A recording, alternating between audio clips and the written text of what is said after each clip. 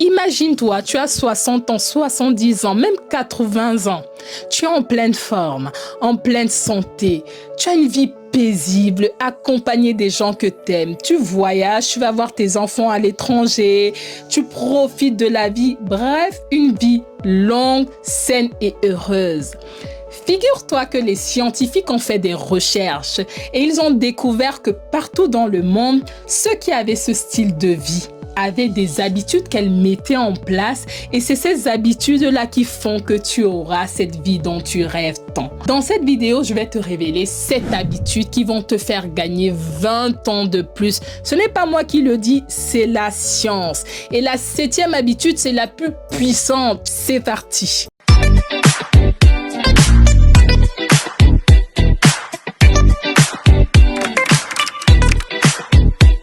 Bonjour et bienvenue sur ma chaîne Be Beautiful. Si c'est la première fois que tu passes par là, moi c'est Audrey et mon objectif c'est d'apporter le maximum de personnes à prendre soin d'elles. Nous sur la chaîne on a une devise, c'est qu'on veut voir nos enfants et nos petits-enfants grandir. Alors si c'est quelque chose qui t'intéresse, bienvenue parmi nous, installe-toi, mets-toi à l'aise et commence l'aventure avec nous. La première habitude, c'est que ce sont des personnes qui bougent tout le temps. Oublie les séances de sport intenses. Toi aussi, ça t'est déjà arrivé que tu as envie d'aller faire ton sport, mais tu es démotivé parce que déjà la salle de sport, elle est très loin. Des fois, il pleut, des fois, il fait froid. Bref, tu es démotivé parce que ça te demande un gros effort. Ce que tu dois avoir en tête, c'est que il suffit juste de bouger. Pense à bouger. Si l'école de tes enfants, par exemple, n'est pas très loin, plutôt que de prendre la voiture, mais va chercher tes enfants tout simplement à pied à l'école et vous rentrez en bus. Il faut avoir en tête que ton corps doit tout le temps être en mouvement. C'est ça qui fait que certaines personnes, à partir de 40 ans, 50 ans, elles ont des problèmes d'articulation, de cuisses, de corps qui pèsent et elles ont de moins en moins envie de bouger. Commence à te forcer progressivement. Aie en tête qu'il faut que tu bouges. Il y a des applications qui comptent le nombre de pas que les gens font. Télécharge une de ces applications-là et ton challenge pourrait être de faire 2000 pas par jour. Il faut que tu bouges en permanence. La deuxième habitude que ces personnes ont, c'est qu'ils dorment comme des bébés. C'est des personnes qui ont compris que le sommeil, c'est un atout et c'est une arme pour être en pleine forme. Le fait de bien dormir, ça va faire en sorte que ton cerveau reste jeune, ta peau reste éclatante, que ton système immunitaire soit en pleine forme. Tu dois ménager ton corps. Tu dois faire en sorte que les nuits que tu as soient des nuits de qualité, que quand tu dors dans tes beaux draps doux, tu te reposes réellement. Dès maintenant, quand tu as décidé de dormir, tu mets ton téléphone en mode nuit et tu dors paisiblement. La troisième habitude de nos centenaires, des personnes qui vivent longtemps et en bonne santé, c'est que ce sont des personnes qui ne stressent pas. Dans notre société actuelle, le stress a pris une place tellement importante. On stresse pour tout. Tu vas stresser parce que tu as envoyé un message à ton copain et qu'il n'a pas lu. Tu vas stresser parce que tu as envie de demander un truc à ton travail et tu ne sais pas comment tu vas demander ça. Il faut savoir que les centenaires, les personnes qui vivent longtemps, ce sont des personnes qui relativisent. Ils prennent du recul sur beaucoup de choses. Ce sont également des personnes qui pratiquent de la gratitude. Elles sont reconnaissantes de ce qu'elles ont. Et surtout, elles prennent beaucoup de recul sur des situations. Tu sais, par exemple, quand tu écris un message à quelqu'un et qu'il ne te répond pas directement, ce n'est pas parce qu'il t'en veut de quelque chose. Ce n'est pas parce que tu lui as dit non par rapport à un échange que vous avez eu. C'est peut-être tout simplement parce que la personne, elle a oublié son téléphone à la maison parce qu'elle est en train de faire du sport. Si toi, tu es addict à ton téléphone et que tu es tout le temps collé à ton téléphone, ce n'est pas le cas de tout le monde. Donc, à partir d'aujourd'hui, essaye d'être comme ces personnes-là. Profite de ce que tu as. Prends du recul sur les situations que tu vis au quotidien et surtout pratique de la gratitude, c'est-à-dire que tous les matins, écris 2 choses dont tu es fier et dont tu es heureux d'avoir dans ta vie. La 4e habitude, c'est qu'ils ont une alimentation simple et saine. Oh mon Dieu, ça c'est une habitude. Je remercie le ciel parce que j'ai enfin pu la mettre en place chez moi.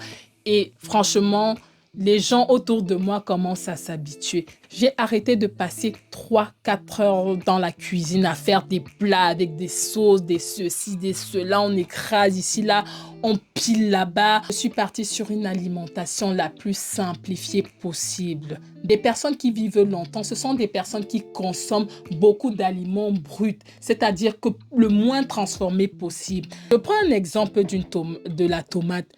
Si tu fais une sauce tomate, c'est bon, mais c'est encore meilleur si tu coupes une tomate, que tu laves et que tu fais des dés de tomates, que tu mets un peu d'huile d'olive et du vinaigre. Des 2 tomates, tu vas bénéficier plus de nutriments de la tomate qui est crue. Bien sûr, tu peux faire une petite sauce tomate, mais pense à manger des aliments crus. Parce que plus tu vas consommer des produits bruts, plus ça va t'apporter. Et c'est ça qui fait que ton corps sera plus solide, ton corps va vivre longtemps, ton corps sera plus résistant, ton corps sera en meilleure santé. Est-ce que tu vois la nuance?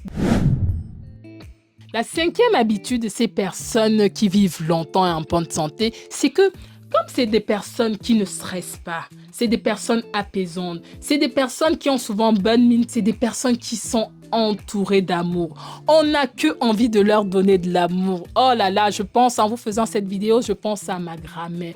Qu'est-ce que c'était enrichissant d'être à son contact. Elle était apaisante. Et c'est des personnes qui n'ont que envie de donner. C'est des personnes qui sont là, qui respirent le positivisme. Et c'est scientifiquement prouvé que avoir du lien social, ça te permet de rallonger tes années de vie. Du vrai lien social, c'est-à-dire qu'avec des amis fidèles, avec des amis qui sont là pour toi et inversement. Est-ce que dans ton entourage, tu as quelqu'un comme ça que tu connais depuis peu ou depuis longtemps, avec qui quand tu vois que tu échanges, c'est basé sur des relations saines, sur des relations sincères, où il y a de l'entraide, de l'empathie? Si c'est le cas, privilégie ces relations, chéris ces relations, parce que ça va te permettre de vivre longtemps et ça va rallonger tes années de vie parce que tout simplement, tu es entouré d'amour et de bienveillance autour de toi.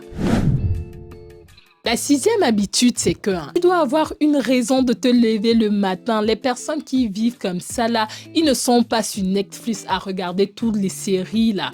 Tu regardes une série avec 10 épisodes, tu enchaînes série sur série. Ce sont des personnes qui ont un objectif de vie. Moi, par exemple, c'est que j'ai 2 garçons. Et moi, ce que j'essaie d'inculquer à mes garçons maintenant, c'est qu'un homme doit être sportif. Ce que je fais, c'est que 2 à 3 fois par semaine, j'ai un petit parc à côté de chez moi. On se rend là-bas pendant que mon premier fils fait soit ses rouleurs ou soit son vélo. Mon deuxième petit-fils, il est dans son vélo. Et moi, je suis habillée en tenue de sport et je fais le tour. Voilà.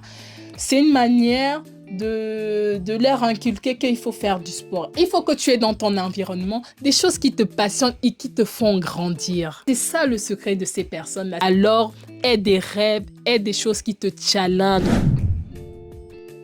La 7e habitude que je voulais que tu aies en tête, c'est des personnes qui profitent de la vie.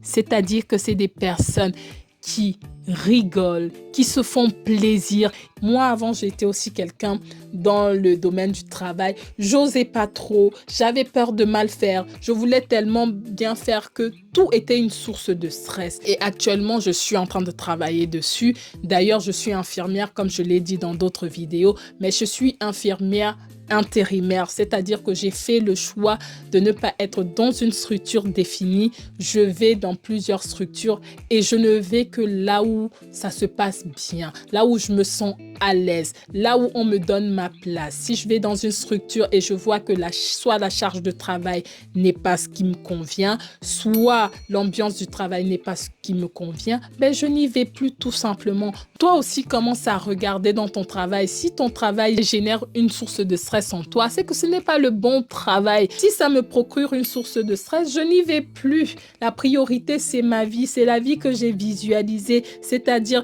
une vie en pleine santé, en pleine forme, entourée des gens que j'aime et à profiter de la vie uniquement.